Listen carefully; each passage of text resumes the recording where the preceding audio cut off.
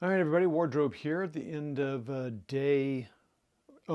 p.m., July 1st, a most fearful sacrifice, Gettysburg. Real quick rundown. I done a couple turns, Sans McMurray, just so we can make some progress on it. We're having a little,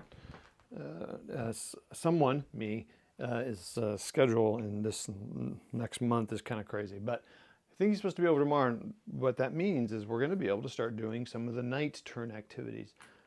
Dusk, evening, and night. Dusk might be kind of almost a normal turn. I'll have to check that out, but it's 9 p.m. So this is the 8 p.m. turn. So I got us to that point. We'll have to start kind of dig into the rules about what all that means.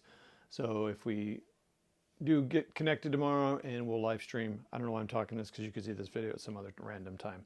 All right, well, here's the day, 8 p.m.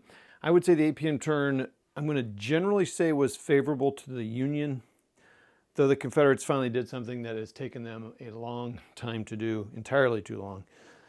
Buford has finally retreated off this first line of defense. They are now back on this ridge, and Tidball, Gamble over here. They're going to need to hasty work here. I'm was tempted to move these guys back so they at least have a solid line here. But they did break through and they're starting to push through. And who's pushing through is Jones' division. So Stewart, Jones, Walker had some good coordination. Thomas from Pegram, is it Pegram? Pender, sorry. Pushed these guys back here. Washington, I wish Wadsworth from First Corps, who had been making progress, decided to not skedaddle, but not officially, but unofficially skedaddle back here. These Confederate troops are starting to get a little thick here. So that was a big thing that happened here. So that line is pushing back, and there's a little bit more threatening happen here. Another thing that the Confederates did well on this turn is I was able to bring on some troops from the broken box. First time I've done that. Now is probably a good time to kind of focus on that near the end of the day when I'm not going to really be able to do as much. But that's good. So I brought on a total of 3 or 4 units, or 3. So I brought 3 units on. I had fine rolls for that. Just moving down over here to Seminary Ridge. Nothing happened in the 8 p.m. turn. This still looks the same. That thing needs to come off. Didn't change here much, but what did start happening is Third Corps, is it Humphrey? I wish I knew all these by heart, but I don't. This is how I'm going to learn them. Third, excuse me, it's going to be Humphreys. Look at me. Humphreys is moving up this way, coming around and moving up this way.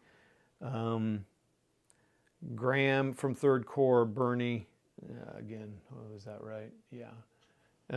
Moving up here, and then you got more third here. So the Confederates were going to push them back, push these guys off, and then, oh no, I think that's what happened. These guys came up, so they got saucy, started pushing here and here, kind of failed here, did okay here. So now the Confederates got to really think about how are we going to approach this now, because now we've got these guys coming from here, here, and these guys here. So I'm wondering if in the dust the Confederate, oh man, I just hate to do that. I'm not sure when we can, well, first of all, these guys need hasty works. Yeah, this is an interesting position these guys are in. So not sure what's going to happen here, but these guys got further moved up. The Union has some great turning cards. I got a whole reinforcement corps under the camera here. I was able to move up more of Second Corps, Hayes, moving up, and Smith. It looks like Smythe to me. Carroll, they moved up. I think these guys are going to come back over here and probably start to come up here to reinforce, get up here to protect this, because this is super thin here. If these Confederates get up here, now they can sweep around and go over here.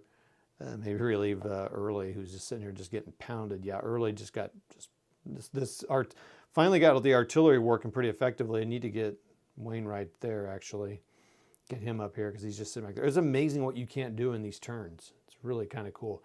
I've also started moving 12th Corps. I was like going to bring them this way. I'm backtracking, although there's some 12th Corps here. I'm not going to mess with them probably. Keep them here maybe.